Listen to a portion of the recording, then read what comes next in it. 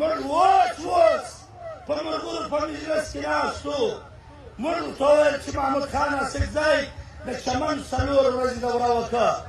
هېچا ته یې نه دي ویلي چې درختي ته ووټ ورکړئ، پښتونخوا ملي عوامي پارټۍ ته ووټ ورکړئ. په هر کلي کې درس و تدریس و تبلیغات یې دا وو چې پرلط له ورسئ، او دا یې ویل چې پښتون کام د یووالي ضرورت دی، د ووټ خبره یې نه کول. ته به زموږ سیاسي پارټیانې په دا خبره نسې تقسیمولی.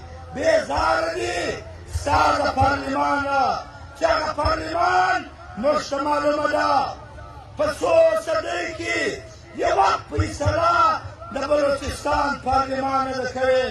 زموږ تېر پارلمان باقاعده قرارداد پیش کړی، باډر پکې بند و. دا قرارداد دا ملیشې دا د ښایسته ګل دا د محمد ګل بچو نه منئ. دا چې کوم ناست و دې خلکو زموږ د بلوچستان قرارداد یې نه منئ. زموږ د وسایلو زموږ د وطن د ښه سباون زموږ پر وطن پر وسایلو قبضه ده، زموږ پر پارلمان د دوی قبضه ده. د دوی په چاونیانو کې زموږ د پارلمان زموږ د وطن د علاقې هغه چې 50 سیټه دي یا 80 سیټه دي دا هلته پکې تقسیمېږي. موږ نه غواړو داسې پارلمان چې په هغه کې به زما د وطن پاسپورټ نظام راج کېږي. دلته به د سیاح ته عزت نه ورکوي، دلته به د شناختي کارت دپاره و موږ د اصولو دپاره ځغي. پاسپورټ به په لکونو روپۍ جوړېږي. موږ سپا خبره دا کوو د یوه تاریخه څه دا به تاسو ته خپله در معلومه سي چې پاسپورټونه اګرا پر د یوه تاریخه بعد د 2 تاریخو د 3 تاریخو په بعد کې به که زموږ فیصله واپس نه واخیستل شول موږ به بلکل لاره بندوو.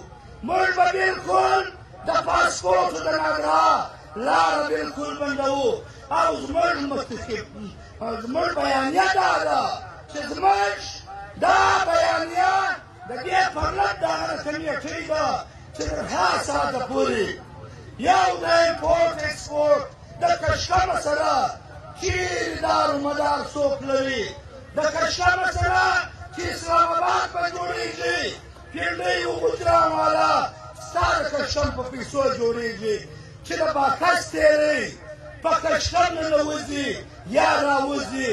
موږ هغه نه پرېږدو.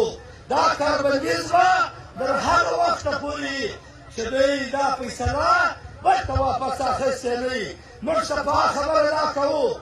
موږ که ظلم کولی موږ کورنکون بندولی شو. موږ که ظلم کولی موږ ټوله ښار کې پایګام هم کولی شو. خو موږ ګورمنټ درکړه کوو شو.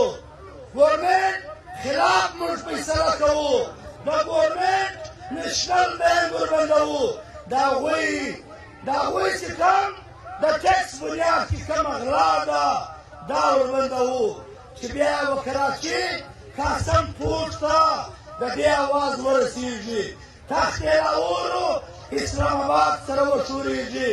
موږ د دې لارو د بندولو پوره داسې اراده کړې ده چې د دې وطن دا ولس یې په یو قیمت ستا سره نه مني چې تر څو پورې تا د خپل وطن موږ د خپل وطن د تګ راتګ او د دې وطن د ښه سباول فیصله نه یې کړې.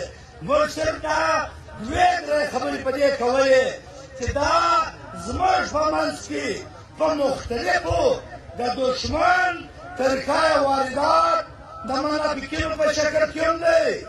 دلته په پرلط کې مختلف عربي هم استعمالوي. د هر چا لاس د پرلط په ناکامۍ کې و.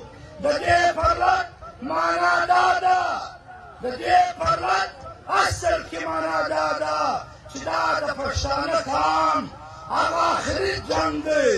دا پرلط په دومره غټ تعداد په لکونو انسانان چې و دنیا ته کومه د شور شارکل دې د یووالي دې د پښتانه قام پاکستان کې دی که په افغانستان کې دی که د ملک سوار دی و دې پرلت ته په دواړو سلام په دواړو لاسو سلام دی د دې پرلت د کامیابۍ دعاوې زموږ خویندې میندې هغه کوي هر مختورن هر هغه سړی چې دا پرلت د دې تباهي غواړي د دې ناکامي غواړي خدای دې نیست و نابود کړي خپله به خدای شرموي پرلت